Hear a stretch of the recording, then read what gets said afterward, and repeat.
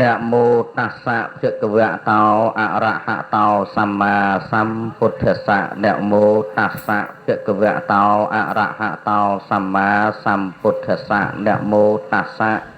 ภะคะวะโตอะระหะโตสัมมาสัมพุทธัสสะអ្នកមត្ថុរតនតយសៈខ្ញុំព្រះករុណាសូមលើកកំបងអញ្ជលីបង្គំអភិវាទអ្នកមស្ការឧទ្ទិសដៅចំពោះព្រះរតនត្រ័យទាំង3ពោលគឺពុទ្ធរតនៈ1ធម្មរតនៈ1និងសង្ឃរតនៈ1ដោយនៅសេចក្តីគោរពជ្រះថ្លាជានិរន្តរ៍សពកាលទាំងពួងតតដន្តរាំងបន្តអំពីបទអ្នកមស្ការដោយសេចក្តីសង្ខេបបែបខ្លីត្រឹមតែប៉ុណ្ណេះតទៅនេះទុកជាវគ្គរឱកាសគឺឱកាសដ៏ប្រសើរដែលត្រូវអារាធនានៅផ្ទៃនៃព្រះធម៌ទេសនាសម្ដែងប្ររពចំពោះញោមញាតពុទ្ធបរិស័ទទាយុទាយិកាប្រុសស្រីគ្រប់រូបទាំងអស់ក្រំនឹងបានជាទីសន្តាប់ក្នុងឱកាសបុណ្យនេះដោយក្នុងឱកាសនេះជាឱកាសបុណ្យសពដែលញោមញាតពុទ្ធបរិស័ទបានដឹងបានជ្រួតជ្រាបគ្រប់គ្នាគឺបានសេចក្តីថាជាទង្វើបុណ្យមួយដែលផ្សារភ្ជាប់ទៅនឹងសាកសពដែលបានបាត់បង់អាយុជីវិតទៅហើយអញ្ចឹងពាក្យថាសាកសពសាកគឺសំដៅយកអាសពដែលជារបស់មិនមានជីវិតតទៅទៀតទេចំណែកឯសពពាក្យនេះคล้ายចេញមកពីភាសាសំស្ក្រឹតភាសាសំស្ក្រឹតចេញមកពីពាក្យឆវៈអញ្ចឹងផ្លាស់ឆៈជាស័កផ្លាស់វៈជាពាក្យទៅជាស័កពាក្យខ្មែរយើងអានយកឲ្យដាច់តែម្ដងទៅតាមទម្លាប់របស់ភាសាខ្មែរដែលច្រើនតែធ្វើឲ្យមានការคล้ายជាសំនួនលំមឲ្យហៅស្រួលបានសេចក្តីថាបំផ្លែងពាក្យច្រើនជាងឲ្យមកនៅត្រឹមតែមួយជាងឬក៏ពីរជាងជាដើមអញ្ចឹងទៅមិនត្រូវការឲ្យពាក្យនោះវែងឆ្ងាយហូរហែតទៅទៀតទេដូចជាពាក្យកុសលៈខ្មែរយើងកាត់មកនៅត្រឹមពាក្យកុសលពីព្រោះមិនចង់ឲ្យរុលទៅដល់3ជាងឲ្យនៅត្រឹមតែ2ជាងប៉ុណ្ណោះឬសូកុសលទៅអញ្ចឹងដូចជាពាក្យសពដែលចេញមកពីសំស្ក្រឹតថៃឆវៈផ្លាស់ឆៈជាស័កផ្លាស់វៈជាពាក្យហ្នឹងទៅជាសពៈយើងពិបាកនឹងអានដូច្នេះហើយក៏បំព្រួញពាក្យពីរជាងឲ្យមកនៅត្រឹមតែមួយជាងថាសពទៅអញ្ចឹងពាក្យថាសាកសពបានសេចក្តីថាសំដៅយកបុគ្គលដែលបាត់បង់ជីវិតទៅហើយនៅសល់តែសំណុំរូបដែលជារបស់មិនមានសារៈរបស់ដែលឥតខ្លឹមសាររបស់ដែលស្ថិតនៅក្នុងសភាពពុកផុយរលួយទៅជាធម្មតាវត្ថុណាដែលពុកផុយរលួយទៅវត្ថុណាដែលឥតសារៈវត្ថុណាដែលតាំងនៅមិនបានជាប្រក្រតីទៀតវត្ថុនោះលោកហៅថាសាកសពវាជាការពិតណាស់ពីព្រោះបុគ្គលដែលលះលោកនេះទៅហើយសារៈក្នុងកិច្ចការងារទាំងឡាយទាំងពួងមិនមានទៀតទេញោមញាតតួយ៉ាងដូចជាធ្លាប់យកចៅក៏យកលេងកើតធ្លាប់ដាំបបរបាយក៏ដាំបបរបាយលេងកើតធ្លាប់កាប់ជីកជោគចាំងដាំដំណាំបន្លែបង្ការក៏ធ្វើលេងកើតធ្លាប់និយាយស្ដីក៏ធ្វើលេងកើតធ្លាប់បង្ហាត់បង្រៀនធ្លាប់ចាត់ចែងកិច្ចការឬកិច្ចផ្សេងក៏ធ្វើអ្វីតទៅទៀតលេងកើតឯពាក្យថាពុកផុយរលួយពីព្រោះសាកសពនៃបុគ្គលនោះគង់នឹងស្ថិតនៅក្នុងសភាពមួយដែលស្ថិតនៅក្នុងការបែកធ្លាយទៅនៅ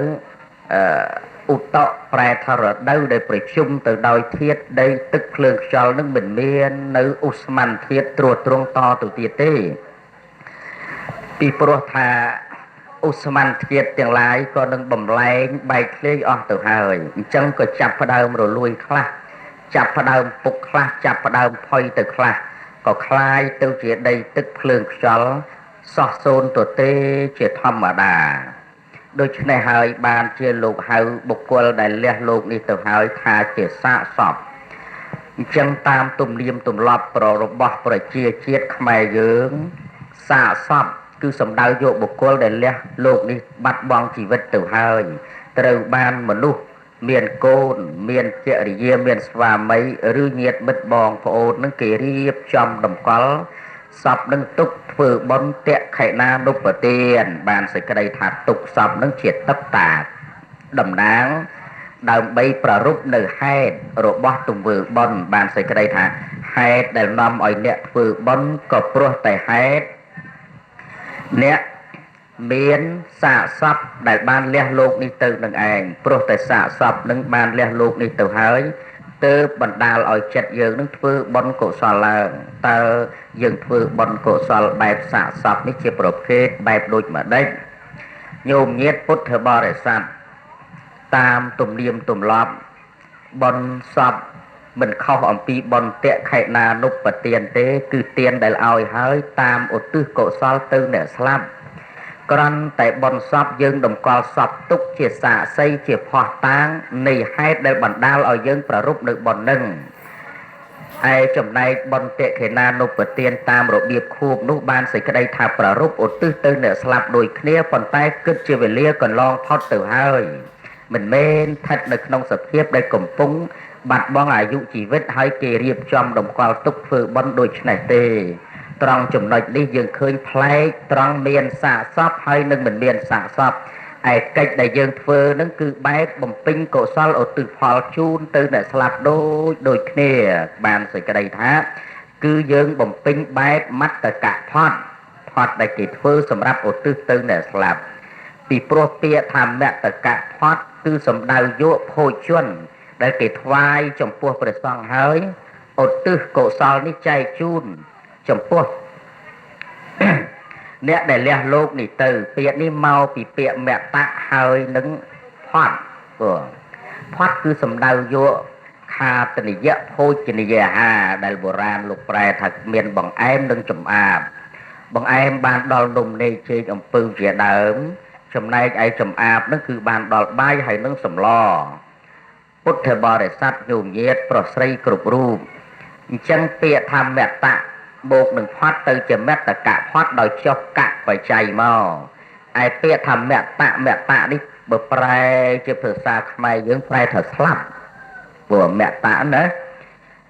តែបើប្រសិនណាជាយើងដាក់អពីខាងដើមមកវាទៅជាអមតៈប្រែថាមិនស្លាប់ទៅវិញព្រោះ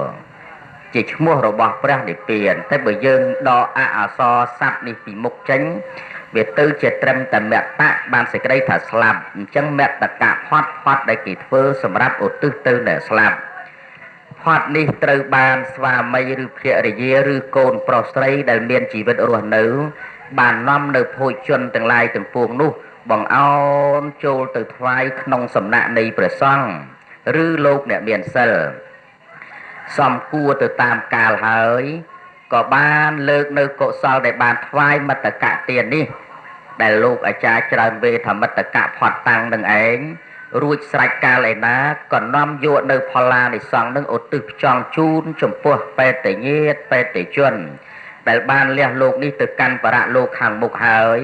តាមការផ្សាយរបស់យើងគ្រប់គ្នាមានបទឥទាំងណូមានបទយ៉ាងកេញជាកុសលកម្មងមានបទអ៊ីមីណាមានបទសូមជូនមគ្គផលជាដើមតាមទម្លាប់ដែលយើងទាំងអស់គ្នាបានរៀនបានសូត្រចេះចាំមកនេះហើយដែលលោកហៅថាទង្វើបុណ្យតេខេណានុបទានដែលអ្នករស់បំពេញចំពោះអ្នកស្លាប់គឺថ្វាយទានចំពោះព្រះសង្ឃឬអ្នកមានសិលបន្ទាប់មកភរិយាឬស្វាមីកូនប្រុសស្រីទាំងអស់នាំគ្នាលើកមហាកុសលនឹងឡើងឧទ្ទិសផ្សាយចំពោះអ្នកដែលលះលោកនេះទៅដើម្បីឲ្យអ្នកដែលលះលោកនេះបង្អោននៅចិត្តអនុមោទនាត្រេកអរនៅមហាកុសលរបស់យើងដែលយើងបានបំពេញបានប្រព្រឹត្តបានធ្វើនឹងដើម្បីបាននៅសម្បត្តិសុខសួគ៌សំគួរតាមសេចក្តីប្រាថ្នាចុះនេះបើយើងពិពណ៌នារៀបរាប់អំពីប្រភេទនៃបុណ្យសពគឺលំនាំជាប្រភេទបុណ្យតេខេណានុបទាននឹងឯងឬបុណ្យខួបនឹងឯងក៏ប៉ុន្តែវាប្លែកត្រង់ថាបុណ្យតេខេណានុបទានមិនមានសាកសពតម្កល់ទុកទេគឺជាបុណ្យដែលគិតទៅតាមកាលវេលានៃខួបកន្លងទៅឯបុណ្យសពគឺជាបុណ្យមួយដែលធ្វើដូចជាប្រភេទតេខេណានុបទានដែរនិមន្តព្រះសង្ឃមកបាំងសកលដាប្រគេនចង្ហាន់វ៉ាន់ជួនឧទ្ទិសកុសលទៅដូចគ្នាប៉ុន្តែមានសព ទុកជាសក្ខីកម្មនៃការធ្វើទង្វើល្អរបស់យើងបានសេចក្តីថាធ្វើបុណ្យនេះប្រហែលមានអ្នកស្លាប់នោះជាហេតុដែលបណ្ដាលឲ្យយើងធ្វើបុណ្យនេះជាទឹកតានអស់លោកញោមញាតពុទ្ធបរិស័ទប្រុសស្រីគ្រប់រូបបើយើងពិនិត្យពិច័យនៅក្នុងកម្មវិធីបុណ្យសពយើងក៏ឃើញព្រឹត្តិការណ៍ផ្សេងផ្សេងដែលលោកអាចារ្យយោគីសម្ភាររៀបចំចាត់ចែងតាក់តែងទៅលោកហៅថាជាវត្ថុសាសនៈខ្លះជាពិធីសាសនៈខ្លះជាមុនពិធីសាសនៈខ្លះវត្ថុពិធីកម្មវិធីហើយនឹងមុនពិធីដែលតាក់ទងទៅនឹងពិធីសាសនាដែលហៅថាវត្ថុពិធីនឹងយើងឃើញមានវត្ថុខ្លះប្លែកប្លែកហើយច្រើនបែបច្រើនយ៉ាងនៅក្នុងកម្មវិធីបុណ្យនឹងយើងនឹងរៀបរាប់យើងនឹងពិពណ៌នាយើងនឹងលំអិតសេចក្តីក្នុងរឿងនឹងឲ្យអស់ជើងឲ្យពិស្ដារមិនកើតទេពីព្រោះវាអាស្រ័យទៅតាមតំបន់អាស្រ័យទៅតាមស្ថានភាពអាស្រ័យទៅតាមយុគសម័យដែលវាវិវត្តអំពីចំនួនមួយទៅចំនួនមួយហើយទៅតាមភូមិស្រុកទេសតែរៀងខ្លួនឥឡូវយើងនិយាយក្នុងខេត្តបាត់ដំបងយើងនេះចុះដែលអ្នកស្រុកខាងលិចគេហៅខេត្តព្រះដំបងจังหวัดបាត់ដំបងគឺជាខេត្តដែលបាត់នៅដំបងប៉ុន្តែដំបងនឹងដូចជាឃើញហើយនៅតាកញូងគាត់កាន់ត្រួនឹងឯងដូចមិនបាត់ទៅណាទេប្រហែលជាគាត់ទៅអូសចេញជាអូនោះឆ្កឹះយកមកវិញហើយអូដំបងនឹងនោះអញ្ចឹងបានសេចក្តីថាអ្នកស្រុកបាត់ដំបងយើងនេះមានកម្មវិធីបុណ្យសពមួយប្លែកចម្លែកច្រើនផ្សេងពីអ្នកស្រុកខាងកើតអ្នកស្រុកដែលជាប់នឹងព្រំប្រទល់ប្រទេសខាងកើតហើយនឹងឈៀងខាងជើងមកខាងត្បូងអីហ្នឹងវាប្លែកចម្លែកពីស្រុកយើងនេះក៏ប្លែកចម្លែកពីស្រុកគេខ្លះដែរតាក់ទងទៅនឹងកិច្ចកម្មមួយដែលយើងសង្កេតឃើញដូចជាបុរាណលោកហៅស្រូវពន្លីស្រូវពន្លីគឺមានស្រូវមានពន្លីមានដូងមានចេកមានក្រមួនមានប្រឆេះឬចង្កៀងប្រេងកាតហើយនឹងប្រឆេះតែឥឡូវយើងដាក់អង្គមិនដាក់ស្រូវទេពីព្រោះស្រូវនោះវាពិបាកយកទៅធ្វើស្អីប៉ុណ្ណឹងកិនកបានមកចប់តែបើអង្គមួយចានដែកមិនក៏វាក្រាន់បើដែរប៉ុន្តែមិនគួរឲ្យបាត់ទំនៀមនឹងទេសុំចេះវិញបានទេញោមដាក់ស្រូវដូចដើមវិញក្រាន់តែថាចាំរួចបន់ហើយយកស្រូវនឹងដូរជាអង្គមកវិញមកបើចង់ជូនលោកអាចារ្យយោគីកុំឲ្យបាត់បង់ទំនៀមរបស់គេពីព្រោះអង្គយកទៅសាបចេញជាពូជអត់កើតទេអ្នកណាយកអង្គទៅសាបកើតព្រោះញោមញាតអត់មានទេអញ្ចឹងស្រូវពន្លៃនេះពេលដែលមនុស្សកើតក៏គេដាក់ម្ដងទៅជូនដូនឆ្មបគឺបានសេចក្តីថាឲ្យដឹងអំពីកិច្ចនៃការកើតដល់ពេលស្លាប់យើងឃើញកម្មវិធីនឹងប្រព្រឹត្តម្ដងទៀតដោយលោកអាចារ្យយោគីអញ្ចឹងបានសេចក្តីថាការកើតជារឿងរបស់ដូនឆ្មបការស្លាប់គឺជារឿងរបស់លោកអាចារ្យយោគីពាក្យថាយោគីស័ព្ទនេះមកពីពាក្យយោគៈប្រែថាអ្នកចម្រើនកម្មដ្ឋានផ្នែកអ្វីមួយក្នុងបណ្ដាកម្មដ្ឋាន40តាមទម្លាប់អាចារ្យយោគីភាគច្រើនគាត់ចម្រើននៅមរណានុសតិកម្មដ្ឋានគឺជាទីតាំងនៃការចម្រើនចំពោះសេចក្តីស្លាប់បានជាគាត់ផ្សារភ្ជាប់ជាមួយខ្មោចដោយមិនបានបោះបង់ចោលទេនៅសាកសពអញ្ចឹងហើយគាត់ចូលចិត្តចម្រើននៅមរណានុសតិកម្មដ្ឋានឬអសុភកម្មដ្ឋាននេះឯងបានជាទម្លាប់គេអញ្ជើញគាត់នឹងយកមកកាន់កន្លែងបុណ្យសពនានាតាក់ទងទៅនឹងកម្មវិធីបុណ្យសពតាមទម្លាប់ប្រពៃណីប្រជាជាតិខ្មែរយើងភាគខ្លះគេចែកឲ្យដាច់ពីគ្នាអាចារ្យយោគីគេចាត់ទុកថាជាអាចារ្យផ្នែកអពមង្គលពីព្រោះជាអាចារ្យដែលរស់នៅក្នុងក្រុមទុក្ខសោកក្រុមខ្សឹកខ្សួលក្រុមប្រត់ប្រាស់និរះក្រុមបាត់បង់ក្រុមក្រៀមក្រំនៅក្នុងចិត្តដល់តែពេលអាចារ្យមហាគេចាត់ទុកថាជាអាចារ្យមង្គល ផ្នែកការជួបជុំផ្នែកការបានគ្នាផ្នែកការកកូនពូនជាចៅដែលយើងហៅថាមង្គលការអញ្ចឹងមួយផ្នែកជួបជុំមួយផ្នែកប្រត់ប្រាក់បានជាទំនៀមខ្មែរយើងខ្លះគេមិនអោយមហានឹងឬអាចារ្យមហាអាចារ្យវេលានឹងមករញ៉េរញ៉ៃនឹងរឿងបន់សពទេហើយចំណែកអាចារ្យបន់សពនឹងគេមិនអោយទៅរញ៉ិចរញុកនឹងរឿងបន់ខ្មោចទេគេចាត់ទុកថាវាជារឿងអពមង្គលឯចំណែកខាងពពួកអាចារ្យពលិឬក៏មហាការគេចាត់ទុកថាជាមង្គលឥឡូវបើប្រសិនណាជាយើងវិភាគដោយទស្សនៈផ្នែកហ្វីឡូឲ្យឃើញនៅតថភាពដែលជាទលហិយកលមុំយើងយកមកបានផ្ដល់តាមសមត្ថកម្មនៃការវិភាគរបស់យើងហើយយកមកសំយោគដើម្បីបង្កើតនៅគំនិតថ្មីមួយតើរឿងនោះវាទៅជាយ៉ាងណានៅមានព្រឹត្តិការណ៍ដែលតាក់ទងទៅនឹងចំណែកយ៉ាងដូចនេះញោមញាតិពុទ្ធបរិស័ទនេះបើប្រសិនណាជាគិតតាមលំនាំនៃលទ្ធិសាសនាមួយមិនមែនពុទ្ធសាសនាទេលោកហៅថាព្រហ្មញ្ញសាសនាគឺជាសាសនារបស់ពួកព្រាហ្មណ៍និយមដែលគេបានប្រព្រឹត្តកាន់តាំងពីរាប់ពាន់រាប់ម៉ឺនឆ្នាំយូរមកហើយនៅក្នុងឥណ្ឌាប្រទេសសម័យអតីតកាលពួកនេះមានការប្រកាន់ផ្នែកមង្គលនិងអពមង្គលទៅតាមទំនៀមទម្លាប់របស់គេអ្នកស្រុកនោះដល់ខ្មែរយើងទទួលវប្បធម៌នៅសម័យនគរភ្នំដែលព្រះបាទកៅឌិនបានរៀបការជាមួយនឹងនាងនាដែលជាក្សត្រីប្រចាំ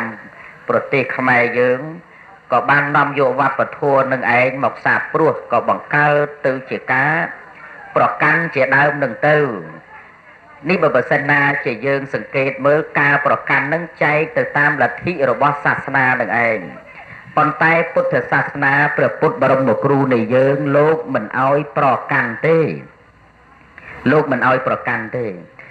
សូម្បីមហាមកបន់សពក៏បានបន់សពអ្នកអាចារ្យបន់សពទៅខាងកាលក៏បានមិនមានប៉ះពាល់មិនមានប៉ះពៀមិនមានទើសទាក់គ្នាទេប៉ុន្តែបើប្រសិនណាជាយើងសង្កេតឲ្យដាច់វាជាឯកទេសរបស់អ្នកដែលដឹកនាំប្រព្រឹត្តធ្វើរៀងខ្លួនទេបើយើងនិយាយពីឯកទេសអានឹងវាត្រូវជាជាងបើយើងនិយាយថាមនុស្សនឹងអពមង្គលអត់ត្រូវទេបើយើងនិយាយថាអាចារ្យខ្មោចទៅកន្លែងការវាអពមង្គលដល់កន្លែងការចុះលោកសង្ឃដែលនិមន្តទៅស្បន់ខ្មោចហើយយកទៅកន្លែងការទៀតនោះវាមិនដល់ធានហើយនឹងមីក្រូណាមីក្រូនឹងក្បាលមីក្រូនឹងកាសែតនឹងអីនឹងចាក់អំភ្លីនឹងបន់ខ្មោចឡែហើយដល់ឲ្យយកទៅចាក់ការអានឹងគិតយ៉ាងម៉េចរោងបន់ខ្មោចនឹងធ្លាប់ខ្ចីទៅធ្វើរោងការក៏មានតុកអីហ្នឹងកតេលអីជាដើមហ្នឹងធ្លាប់ទៅកន្លែងការហ្នឹងក៏មានហើយវាមិនយ៉ាប់ហើយហ្នឹងព្រោះទាំងអ្នកទៅស៊ីការស៊ីអីហ្នឹងក៏ធ្លាប់ទៅបន់ខ្មោចដែរព្រោះមិនអត់ទេហើយដល់អញ្ចឹងហ្នឹងគិតយ៉ាងម៉េចវាមិននាំអពមង្គលទៅហើយឬយ៉ាងណាអញ្ចឹងត្រង់ចំណុចហ្នឹងទទួលអត់បានតលហិយកផ្ដល់មកវាអត់ស្របទៅនឹងតថៈផ្នែកសមត្ថកម្មគេបដិសេធចោលហើយតែបើប្រសិនណានិយាយអំពីឯកទេសអានឹងគេអាចទទួលយកបានខ្លះព្រោះបើនិយាយអំពីបុគ្គលចង្រៃបុគ្គលអពមង្គលដូចជាអត់ត្រូវទេមែនទេញោមញាតិហ្នឹងហើយតែបើគិតពីឯកទេសអាចនឹងស្ដាប់បានព្រោះឯកទេសនោះអាចនឹងស្ដាប់បានជាពិសេសទៅទៀតដូចជាផ្ទះនឹងមានអ្នកធ្វើមហាឬអាចារ្យវេលាចុះបើខ្មោចស្លាប់នឹងផ្ទះនឹងគិតរត់ទៅណាបើចំម្ដាយខ្លួនឯងលពុកខ្លួនឯងនឹងគិតរត់ទៅណាលោកមហាអើយហើយលោកអាចារ្យវេលាអើយគិតរត់ទៅណាខ្មោចមកដល់ផ្ទះហើយសុកចិត្តរត់ចោលខ្មោចម៉ែឪដើម្បីកុំឲ្យវាអពមង្គលដល់ខ្លួនឬក៏សុកចិត្តយ៉ាងម៉េចបើបើសិនណាជាអាចារ្យវេលាឯងមហាវេលាឯងហ៊ានរត់ឈ្មោះថាមនុស្សអកតញ្ញូហើយមិនល្អទេហ្នឹងហើយដល់តែខ្លួនឯងណែគិតយ៉ាងម៉េចវាពៀលើក្រុមគ្រួសារលើប្តីលើប្រពន្ធលើកូនលើម្ដាយឪពុកនោះសុខចិត្តរត់ឬយ៉ាងម៉េចអញ្ចឹងវាមិនត្រូវទេសរុបសេចក្តីមកពាក្យថាបុគ្គលអពមង្គលឬបុគ្គលចង្រៃអត់មានទេតែបើនិយាយពីឯកទេសអានឹងអាចស្ដាប់បានពាក្យថាឯកទេសគេសំដៅយក ជំនាញផ្នែកអ្វីមួយដែលតាក់ទងទៅនឹងកម្មវិធីហើយបានជាមិនយកអាចារ្យយោគីទៅធ្វើអាចារ្យមហាវិលាព្រោះគាត់មិនជំនាញខាងហ្នឹងទេយល់ទេញោមដល់ទៅពេលយកមហាមកធ្វើកិច្ចការបន់ខ្មោចក៏អត់ជំនាញខាងហ្នឹងដែរដូច្នេះហើយបានគេចែកឲ្យដាច់ពីគ្នា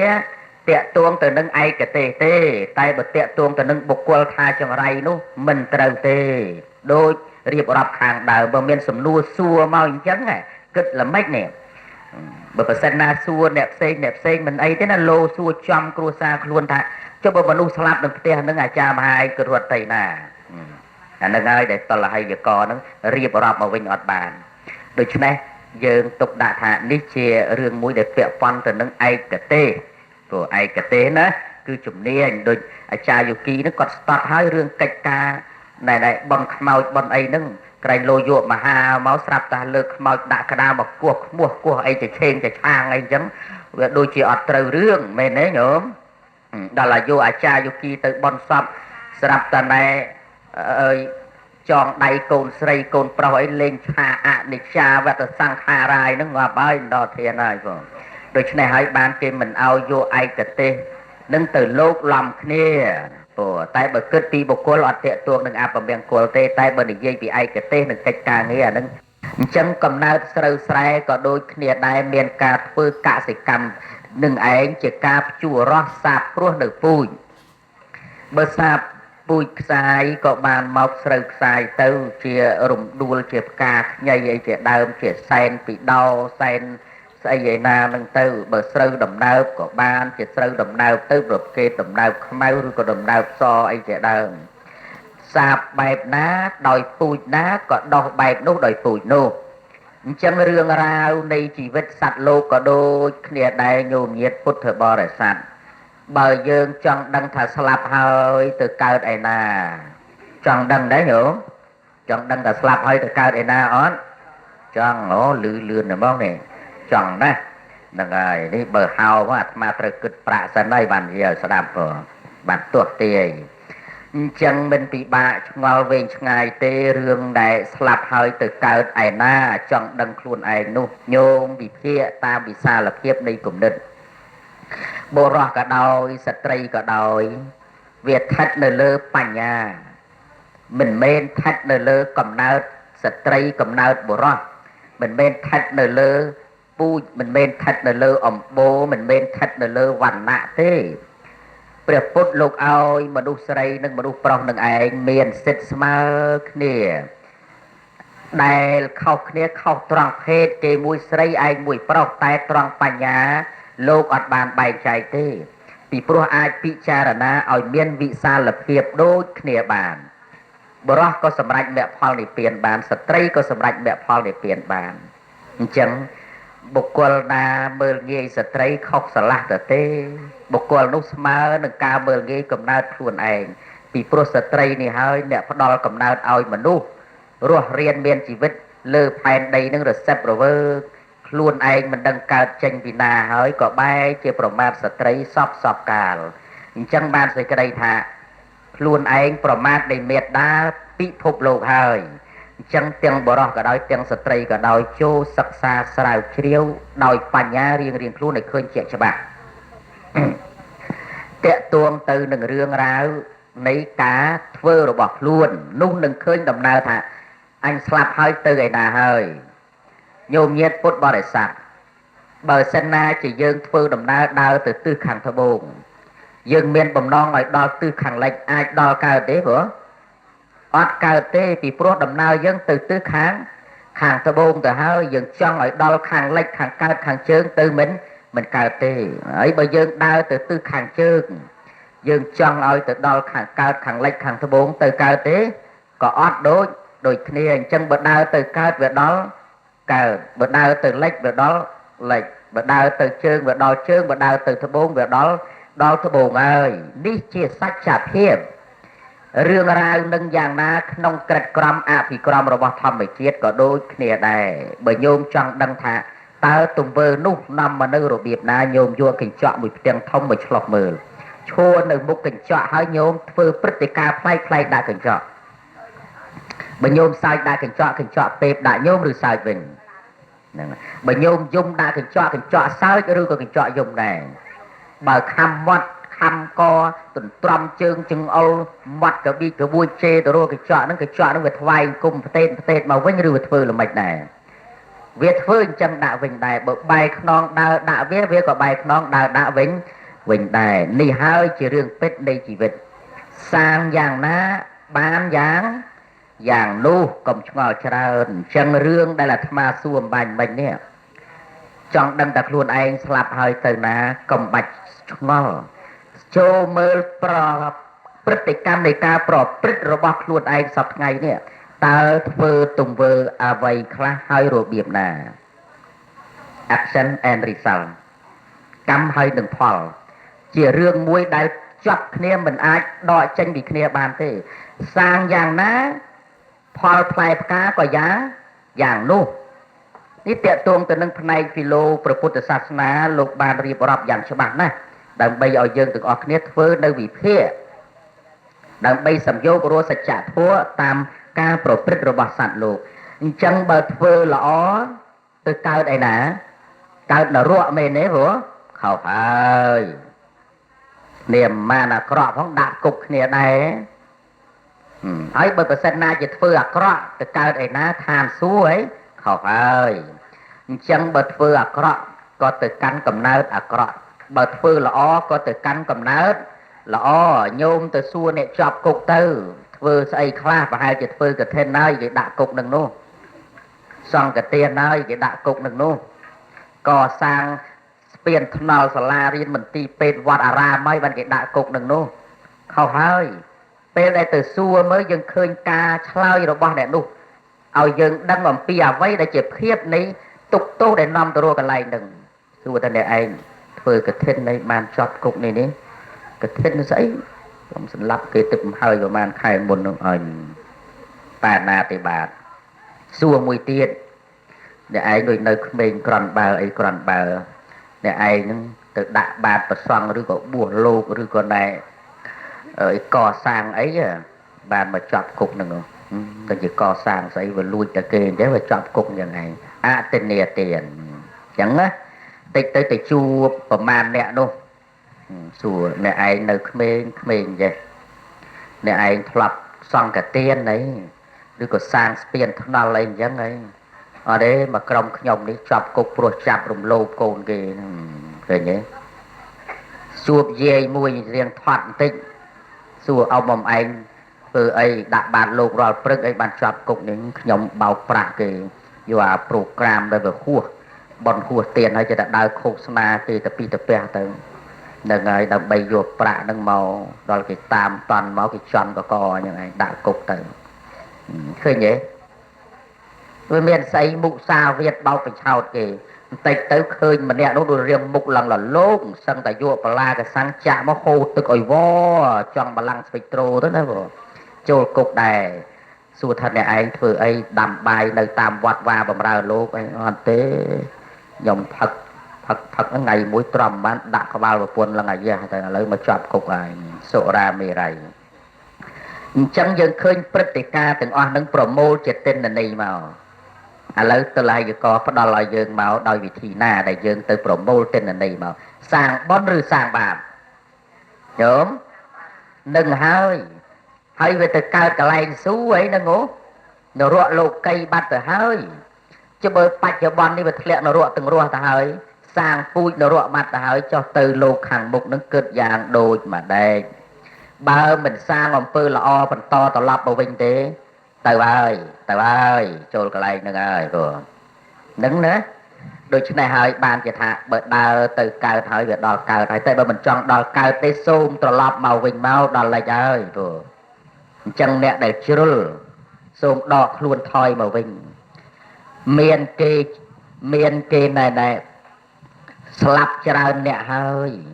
ដោយការផឹកស៊ីវាយកាប់ចាក់នឹងគេស្លាប់ច្រើនអ្នកហើយសូមកុំយកគំរូតាមគេអ្នកប្រព្រឹត្តមុននឹងគេស្លាប់អស់យ៉ាងច្រើនឯអ្នកកាប់ចាក់វាយដំច្រំធាក់លទ្ធផលបានត្រឹមតែ2ទេបើឈ្នះត្រូវចូលគុកច្រវាក់អញ្ចឹងទៅនឹងបើឈ្នះណា cho tới cặp thì chạ kì nó đó là về nè cái ngoạp được cái lỡ bùa tới khuôn ấy cái bằng chẳng là tập hoa bởi nè bàn chôl cùng cho bởi chanh với bàn ngoạp hay nâng chôl phê là nâng còng chanh ở đây bàn ấy thật là ọ tê chẳng mình cua bởi bật tê nè còng cặp chạ sầm lạp nè bởi miền nè sạp môn dương nâng trà nè hơi còng chuộng còng thật ở hùa hay bị pro miền nè sạp sổ ra sạp cường nhiên nâng miền sạp tam thằng tam ấy đòi cột thằng nạ chả ra cho hay nâng cao rộp nâng sạp môn dương nâng trà nè hơi xôn dương còng dụ cùng ru tam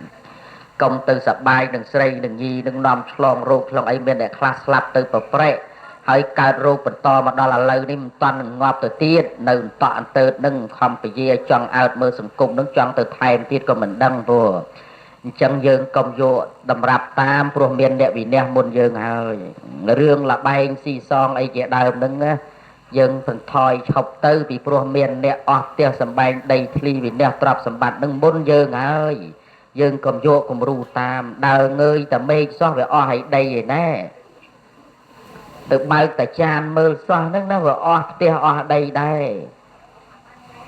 បាំងផ្លិតបក់ឲ្យកុំឲ្យវាក្តៅស្អុះសោះអស់ផ្ទះអស់ដីដែរញោមគិតទៅមើលអញ្ចឹងយើងកុំយកគំរូតាមព្រោះវិន័យអស់ច្រើនណាស់ហើយនេះជាសច្ចភាពដែលព្រឹត្តិការណ៍កើតនឹងភ្នែកយើងមិនគួរថ្មិចភ្នែកធ្វើមិនឃើញមិនដឹងមិនឮទេបើប្រសិនណាយើងធ្វើអញ្ចឹងវាមិនខុសអំពីមួយមេឃទៅបលែងនឹងភ្លើងទេអបាយមុខជាផ្លូវដើរទៅកាន់អបាយភូមិដូច្នេះដកឃ្លាចេញទៅអញ្ចឹងញោមញាតិពុទ្ធបរិស័ទចង់ដឹងថាខ្លួនឯងស្លាប់ហើយទៅកើតឯណាឲ្យមើលព្រឹត្តិការណ៍ខ្លួនឯងប្រព្រឹត្តរាល់ថ្ងៃនេះតើសាងអំពើល្អឬសាងអំពើអាក្រក់បើសាងអាក្រក់ហើយវាទៅកើតកន្លែងអាក្រក់ហើយនឹងហើយខ្លួនបើសាងល្អទៅកើតកន្លែងល្អនឹងហើយខ្លួនយល់ហើយនៅញោមនឹងហើយឈប់ឆ្ងល់ថាស្លាប់ហើយទៅណាហើយនៅឈប់ឲ្យនៅអូឆ្ងល់អីមើលខ្លួនឯងទៅវាដើរទៅកើតវាទៅកើតដើរទៅលិចវាទៅលិចហើយបើសាងល្អវាបានល្អសាងអាក្រក់វាបានអាក្រក់ហើយនឹងហើយកុំពិបាកឆ្ងល់ច្រើនអញ្ចឹងរឿងស្រូវមួយកញ្ជើហ្នឹងគឺតំណាងឲ្យពូជនៃការសាបព្រោះវបៈប្រែថាសាបព្រោះអញ្ចឹងសាបព្រោះបែបណាបានផលផ្លែផ្កាក៏បែបនោះដែរនឹងស្រូវមួយកញ្ជើហ្នឹងឥឡូវកើតជើងកមួយកញ្ជើទៅបាត់ទៅហើយព្រោះលើកក្រោយដាក់ស្រូវទៅចាំពេលរួចបន់ដូរយកអង្គទៅហ្នឹងណាដូរយកអង្គទៅគេដូរបានតើហ្នឹងហើយដូងនឹងតំណាងឲ្យ memory មនុស្សគឺក្បាលព្រោះ memory ណាគ្រឿងចងចាំសញ្ញាការកត់ចំណាំ memory នោះគឺក្បាលនឹងវាមានលលាវាមានខួរអញ្ចឹងដូងនឹងគឺតំណាងឲ្យក្បាលមនុស្សនេះឯងពីព្រោះសត្វមនុស្សនេះមានឆ្អឹងខ្នងអតូកណាល់ជាមួយនឹងផ្ទៃមេឃវាខុសអំពីសត្វដេរិឆានបើគិតក្នុងលំហបែបធរណីមាត្របែប geometry នោះអញ្ចឹងញោមញាតិពុទ្ធបរិស័ទសត្វនេះមានធម្មពលបញ្ជាពីលើចុះក្រោមឯសត្វដេរិឆានបានជាមិនសូវមានធម្មសញ្ញាដូចមនុស្សពីព្រោះធម្មពលវាអាចនឹងលើបន្តិចឬរត់ស្មើទើបមានការបញ្ជានឹងអត់ជាក់លាក់ហើយម្យ៉ាងទៀតសត្វដេរិឆានមើលឃើញក្នុងវិមាត្រ2ឯមនុស្សលោកយើងមើលឃើញក្នុងវិមាត្រ3ពេលថាវិមាត្រ2និងវិមាត្រ3ចង់និយាយអញ្ចឹងញោមយកស្អីមួយដាក់ចំពីមុខញោមហើយញោមបិទភ្នែកម្ខាងសម្លឹងប៉ុន្តែដាក់បែបប្រឈួរពាំងពីមុខអញ្ចឹងញោមសម្លឹងមើលបិទភ្នែកម្ខាងសម្លឹងក៏ចំទៅនឹងបើកភ្នែកម្ខាងសម្លឹងក៏ចំទៅនឹងវាអត់មានរត់មកមួយចង្ហៀងសងខាងទេហើយបើបើកទាំងពីរវាត្រួតស៊ីគ្នាបដ ாய் បងអញ្ចឹងហើយបានជាមនុស្សយើងចេះមានការស្រមើស្រមៃពីព្រោះចំពីមុខច្បាស់លាស់ហើយនឹងចំហៀងមានការច្បាស់លាស់តពាក់កដាលទៅងាកកលេចភ្នែកឃើញស្អីមួយហើយតែងឆក់បែរទៅរកភាពនោះម្ដងទៀតឯសត្វដេរិឆានអត់ដូចយើងទេវាមើលឃើញតែមួយចំហៀងប៉ុណ្ណឹងឯចំពីមុខច្បាស់លាស់វាអត់មានទៅអត់មានបង្កើតគំនិតមួយក្នុងការស្រមើស្រមៃហើយនឹងការគិតនឹងគេហៅថាវិមានព្រោះអញ្ចឹងញោមញាតិពុទ្ធបរិស័ទខួរក្បាលយើងនេះដូចដូងអញ្ចឹងដូងវាមានលលាវាមានសាច់វាមានទឹកអញ្ចឹងលលាដូងដូចលលាក្បាល សាច់ដូងសនឹងដូចខួរក្បាលឯទឹកដូចទឹកចិត្តអញ្ចឹងមនុស្សលោកយើងត្រូវមានខួរនឹងសស្អាតដោយសុចរិតធម៌ដូចសាច់ដូងត្រូវមានទឹកចិត្តប្រកបទៅដោយមេត្តាមិនប្រើប្រាស់អហិង្សា non violence គឺមិនប្រើប្រាស់នៅអំពើមួយដែលនាំឲ្យវិនាសក្តៅក្រហាយដល់អ្នកណាទេចូលជាអ្នកស្ថិតនៅក្នុងសភាពមួយដែលជាអ្នកមានមេត្តាធម៌គ្រប់កលៈទេសៈនិងពេលវេលាដែលលោកប្រើប្រាស់ពាក្យថាមេត្តាភាវនាអញ្ចឹងក្នុងចិត្តរបស់មនុស្សលោកយើងនេះត្រូវឲ្យមានទឹកចិត្តផ្អែមល្ហែមដូចជាទឹកដូងនឹងអញ្ចឹងហើយខួរក្បាលនឹងកុំកខ្វក់ត្រូវឲ្យសដូចជាសាច់ដូងអញ្ចឹងបានសេចក្តីថាមានធัวសគឺហេរេអោតបៈហ្នឹងហើយសុខធัวនោះធัวសហេរេអោតបៈឲ្យចេះខ្មាស់នៅអំពើទុច្ចរិតឲ្យចេះខ្លាចក្រែងចំពោះអំពើទុច្ចរិតអញ្ចឹងដូងនឹងមិនមែនចេះតែដាក់ទៅទេតែតែមើលណាក្រែងប៉ះដូងខ្ទិះដូងអីហ្នឹងសំណំដែរហ្នឹងណាព្រោះហ្នឹងហើយកតណើបអីមកត្រូវហើយចេកមួយស្និតទៀតណាព្រោះអញ្ចឹងដូងហ្នឹងគឺតំណាងអញ្ចឹងឯចំណែកចេកជួនកាលដាក់ពន្លីជួនកាលដាក់ចេកប៉ុន្តែជាប្រភេទពួកដោះដោយខ្នែងដូចគ្នាចេកក៏មានខ្នែងចេញពីក្តិលពន្លីក៏មានខ្នែងចេញពីមើមដូចគ្នាប៉ុន្តែពួកនេះកាលបើចេញមើមថ្មីពន្លក់ថ្មីឬក៏ចេញផ្លែហើយតែងសម្លាប់ដើមខ្លួនឯងលោកប្រដូចទៅនឹងសង្ខារាកតលូបមាពាក្យថាកតលូខ្មែរយើងអានคล้ายមកជាកតលៈយូរទៅអសរលួទៅជានោះអានคล้ายទៅជាកន្ទន់ព្រោះសត្វនេះមកពីពាក្យកតលៈដូចជានៅប្រទេសថៃជាប់នឹងព្រំប្រទល់ប្រទេសខ្មែរខេត្តព្រះវិហារគេហៅស្រុកកន្តលៈតែថៃវាអានអំភើកន្ធលៈគឺស្រុកនឹងឯងវាសម្បូរទៅដោយចម្ការចេកព្រោះអញ្ចឹងញោមញាតពុទ្ធបរិស័ទតាក់ទងទៅនឹងពាក្យថាកតលៈនេះខ្មែរយើងអានคล้ายទៅជាកន្ទន់ពាក្យហ្នឹងគេប្រើប្រាស់នៅក្នុងពួកអារៈដែលគេច្រើននិយាយថាកន្ទន់អីញោមកន្ទន់បាក់កនោះគឺចេកនឹងហើយព្រោះអញ្ចឹងចេកជាប្រភេទឈើក្លិមឬប្រភេទឈើយ៉ាងម៉េចញោមឈើអត់ក្លិមទេយើងខំបករស់ក្លិមបកទៅកាន់តែយ៉ាប់ទៅបកទៅកាន់តែយ៉ាប់ទៅដល់បដូលយកទៅរៀមដៃផ្ទាត់ក៏ដាច់ដែរអញ្ចឹងរឿងនឹងយ៉ាងណាចេកនឹងតំណាងឲ្យសង្ខារបានជាព្រះសម្ពុទ្ធព្រះអង្គលោកប្រើពាក្យថាសង្ខារាកតលូបមាសង្ខារគឺសភាពតាក់តែងមកនៃមនុស្សសត្វនេះមិនមានក្លិមសាទេលោកប្រៀបដូចជាដើមចេកមើលយើងមានក្លិមមកអត់ញោមមានក្លិមទេហ្នឹងហើយឆ្អឹងគេយកធ្វើតុកទូកើតទេអត់ទេសាច់យកមកធ្វើអីកើតទេក៏អត់នៅរស់ជេរគ្នាសិតតាដេរិឆានបដូចគ្នាទៅនឹងដេរិឆានថោកទាបដល់ដាច់ខ្យល់ប៉ាត់ដេរិឆានមានតម្លៃឯងអត់ថ្លៃបណ្ដោយព្រោះឯនោះដាច់ខ្យល់ប៉ាត់សัตว์ណា1គីឡូប្រមាណទុកឆ្អឹងឲ្យខ្ញុំទុកអីបើនៅស្រុកខាងលិចនោះបែកខាងជើងឈៀងអេសាននោះគេហូបទាំងអាចសัตว์នឹងទៀតណោះសម្លភ្លីភ្លាគេហៅសម្លភ្លីភ្លាសម្លហ្នឹងគឺដាក់អាចខ្ចីសัตว์គោឬសัตว์ក្របីនឹងចូលមកយើងមិនធ្លាប់ទេធំស្អុយអាចសัตว์នឹងឲ្យឡប់ហើយនឹកស្មានថាអ្នកស្រុកនេះចុះបុកគ្រឿងយ៉ាងណាក៏ដូចជាមិនចេះបុកមិនល្អិតមិនអីអញ្ចឹងដល់តែយើងទៅភ្លក់មើលទៅងាប់អើយបានដឹងថាអូវាដាក់អាចខ្ចីហើមកអ្នកខាងទទួលទានសុរានោះចូលចិត្តណាស់គេហៅសម្លភ្លីភ្លាព្រោះបានយើងគិតពិចារណាថាអូដេរិឆានអើយអ្នកឯងមានតម្លៃម្លេះដាច់ខ្យល់ពេទ្យឆ្អឹងសាច់ស្បែកស្នែងភ្លុកសពគ្រប់រហូតដល់អាចអ្នកឯងទៀតមានតម្លៃម្លេះណោអោអញហើយអត់តម្លៃម្លេះសំដូចព្រះសម្ពុទ្ធពិចារណាដូចជាអង្កត់អស់រោគប្រយោជន៍គ្មានមែនអចិរាំងវតយ៉ាងកាយោបថវឹងអភិសេសតិឆតធោអបេតវិញ្ញាណោនិរដ្ឋังវកលឹងករាំងអោកាយនេះនៅអត់យូរប្រមាណឡើយញោម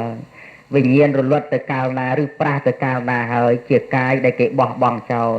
ក៏នឹងដេកសង្កត់នៅលើផែនដីដូចអង្គគាត់អស់រួប្រយោជន៍គ្មានគាត់អស់រួប្រយោជន៍គឺគាត់អស់ទុកដុតព្រោះអត់មានក្លិមទេតែលោកតែមានក្លិមត្រឹមចន្ទរីត្រឹមអីណាអត់បានទេលក់ឥឡូវនឹងឯងក៏ធ្វើតុកទូសលិចសឡុងឯណាអីក្រេក្តាងឿអីបាត់ឥឡូវហើយចុះយើងនោះគេយកឆ្អឹងទៅធ្វើជើងតុកជើងទូក្តាងឿអីទេអត់សាច់នឹងគេគិតល្មិចគិតធ្វើផាឡូវផាអីខអីចឹងហើយអត់ពោះវៀនពោះតាំងនឹងគិតល្មិចស្ងោហ៊ុនជ្រក់អីចឹងហើយគ្មានទេតែសត្វវិញនិយាយពីស៊ីគ្នានោះតាំងពីអាចមិនសល់នេះហើយបានអាត្មាថាដាច់ខ្យល់ប៉ាត់ថោកជាងសត្វទេអញ្ចឹងនៅរស់ល្មមបានហើយកុំអញពេកណាអញមើលអាចសត្វផងព្រោះប្រយ័ត្នចាញ់វាថោកជាងណាព្រោះគេហ៊ានស៊ីណាឯងនេះជួលឲ្យស៊ីមិនស៊ីទៀតណាព្រោះគិតទៅមើលនៅរស់ល្មាត់លបួលជាមួយគ្នាលោតែដាច់ខ្យល់ប៉ាត់ឲ្យមកលៀងចាអានចង់ប៉ះសាច់ផងនឹងហើយនៅរស់ដើរតាណាបន្តិចទេទូរស័ព្ទភ្លាមនៃណាមកឯណាភ្លាមដល់ពេលដាច់ខ្យល់ប៉ាត់ហ៊ានដាក់ទូរស័ព្ទឲ្យទេហ្នឹងព្រោះហ្នឹងហើយជួនកាលឃើញសមោលស្មានតែនឹងឲ្យឪវាឲ្យបើទៅឲ្យផុតទៅណាកុំមកអីរញ៉េអីមើលញោមញាតគិតទៅនេះជាភាពមួយដែលយើងគិតពិចារណាឲ្យវែងឆ្ងាយទៅមិនមានសារៈទេអញ្ចឹងក្លិមមនុស្សរੂឲ្យមាននៅពេលស្លាប់គ្មានទេចុះបើមាននៅពេលណានៅរស់នេះធ្វើក្លិមទុកឲ្យហើយទៅដើមឈើបើគេកាត់ពីព្រៃយកមកឲ្យឈើក្លិមណាមើលដើមនឹងងាប់ទេព្រោះគេកាត់ឲ្យងាប់អត់ដើមនឹងងាប់ហើយប៉ុន្តែសួរថាបាត់អត់ឈើក្លិមនឹងបាត់ទេអត់បាត់ទេនោះទៅមើលកន្លែងពីពោនោះក្រេផងទូផងតុកផងកៅអីផងឲ្យប្រប្រែអញ្ចឹងទៅអញ្ចឹងណាហ្នឹងហើយមិនទៅរួមព្រីវាអស់តែមកមើលស្រុកវាឃើញឲ្យចុះយើងវិញបើមិនធ្វើទុកនៅរស់មើលឃើញដល់ស្លាប់ទៅអស់លលីងបដ ாய் អញ្ចឹងយើងគួរធ្វើក្លិមយើងទុកពីនៅរស់ដល់ស្លាប់ទៅរੂក្លិមខ្លួនគ្មានទេមានតែក្លិមស្នាដៃក្លិមយើងក្លិមអីក្លិមផ្ទះសម្បែងគេអកដីធ្លីស្រែចម្ការឲ្យកូនចៅទៅបាត់ហើយគេនៅទេនៅស្ពានថ្នល់សាលារៀនមន្ទីរពេទ្យលូស្រះដងទឹកបលាយអូទៅបាត់ហើយស្នាដៃគេអកនឹងនៅទេវត្តវាអារាមសាលារៀនមន្ទីរពេទ្យបលាឆោទៀនហើយនឹងសមិទ្ធផលនានាជាច្រើនដែលយើងកប់ទុកនៅលើផែនដីនេះយើងទៅបាត់ហើយក្លិមនឹងនៅទេនៅមិននៅសៅហើណេតយ៉ងនឹងនៅមិននៅហ្នឹងហើយនឹងក្លិមគេណាហ្នឹងណាព្រោះមិនរួយយ៉ងរួទៅហើបាត់អស់ប៉ុន្តែនៅតែនិយាយរៀនអីណាណេតយ៉ងរៀនអីណាសៅហើមើលហើយចុះយើងវិញលោទៅអត់មានអញ្ចឹងតែដាច់ខ្យល់ប៉ាត់យកគ្នាហើយព្រោះអត់មានអីនៅទេអញ្ចឹងក្លិមមនុស្សនៅត្រង់គុណធម៌នៃការសាងស្នាដៃទុកសម្រាប់អ្នកចំនួនក្រោយនេះឯងយល់ហើយនៅយោហ្នឹងហើយបើថាមិនយល់ទេប្រយ័ត្នចាញ់លមួកសត្វប្រយ័ត្នទៅហ្នឹងហើយខ្មាស់វាតែហ្នឹងណាប៉ុន្តែយើងនេះអាក្រក់ណាស់ជេរសិតឯងធ្វើដូចសត្វដេរឆានណាដូចដេរឆានជួនកាលឆ្កែដើរមកកកេតអីបន្តិចសពុតទឹកមលៀកថ្មីរងទៅស៊ីកានិយាយពីលលាស់ជូតអាឆ្កែគេស៊ីសំណក់អាសនាណាំងដូនជីវាយខ្លាំងជីវាយខ្លោចឥឡូវឯងអីស្អីចឹងទៅដល់តែពេលដាច់ខ្យល់ប៉ាត់ចាប់ហើយនៅអាសំណក់នោះមកកូនចានតូចនេះវាថ្លៃណាព្រោះសាច់វាណាមិនមែនធម្មតាទេសាច់កាប់មកអញ្ចឹងញោមញាតគិតទៅមើលពិចារណាទៅមើលយើងត្រូវវិភាគរឿងនឹងឲ្យបានដិតដល់បើដិតដល់ហើយយើងគ្មានក្លិមទេសង្ខារតាក់តែងមកដូចដើមចេកអញ្ចឹងបើចង់សាងក្លិមទុកចូលសាងគុណធម៌ទុកឲ្យហើយតន់មានជីវិតរស់នៅទៅនឹងហើយគេហៅសាងក្លិមនោះដល់ដាច់ខ្យល់ហើយមករស់សាងស្អីវាគ្មានអីសាងទៀតទេវាចប់ហើយត្រូវយកផលកម្មទៅមុខអញ្ចឹងគេដាក់ដើមចេកនឹងឲ្យយើងភ្ញាក់ខ្លួនណាថាយើងនេះដូចដើមចេកទេគ្មានក្លិមទេកុំអាងអីណានៃនាយអាយនោះជើងខ្លាំងបណ្ណាក៏ដោយថ្ងៃក្រោយគង់មរណាទេកើតមកក្តាប់ដៃដាច់ខ្យល់ប៉ាត់លាដៃខ្សាកើតមកខំក្តាប់ដៃដល់អញហើយគាត់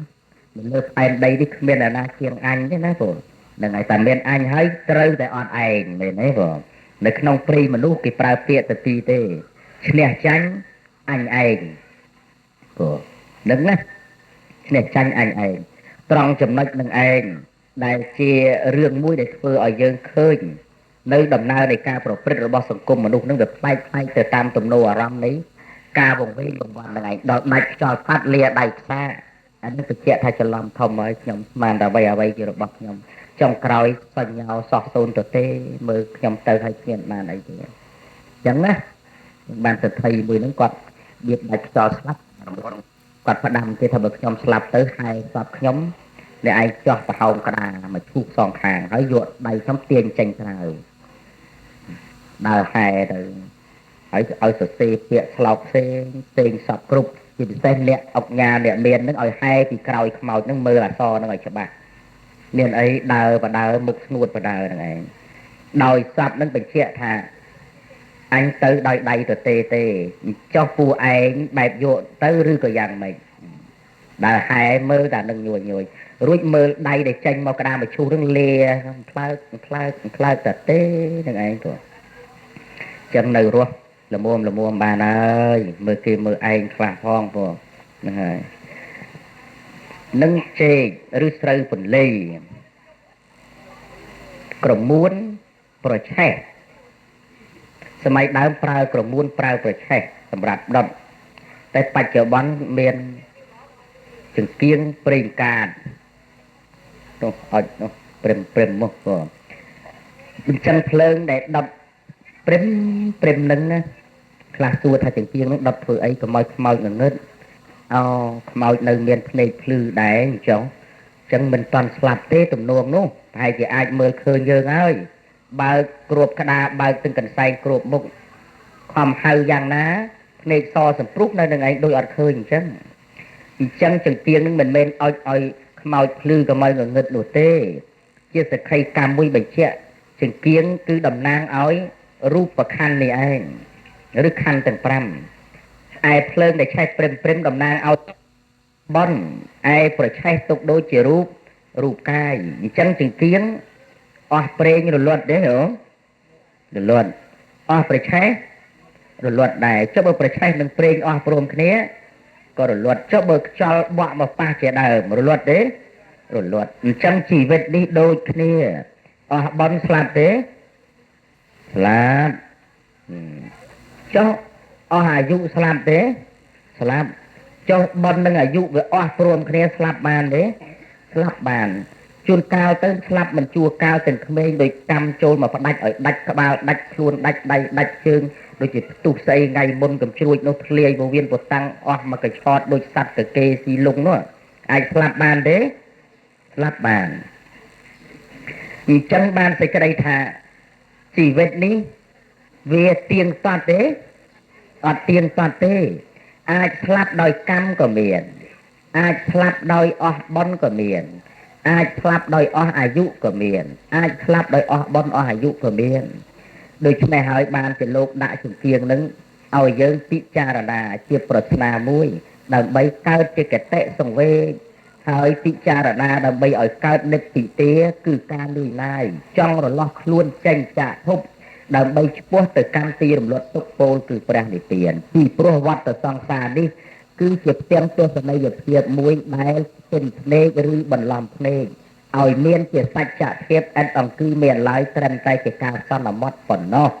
ម្ល៉េះហើយសត្វលោកដែលពោពេញទៅដោយការអបញ្ញាមិនបានពិចារណាក៏កើតនៅការវង្វេងមើលពិភពលោកនេះដូចជាភាពពិតនៃរឿងជីវិតមែនទែនអញ្ចឹងតែតាមពិតជារឿងផ្ទាំងទស្សនីយភាពបោកបញ្ឆោតសត្វថ្វាក់លោកទេដែលកម្មការីបានរៀបចំឲ្យនេតកគឺសត្វថ្វាក់លោកសម្ដែងទៅតាមលំអាននោះចុះញោមពិចារណាមើល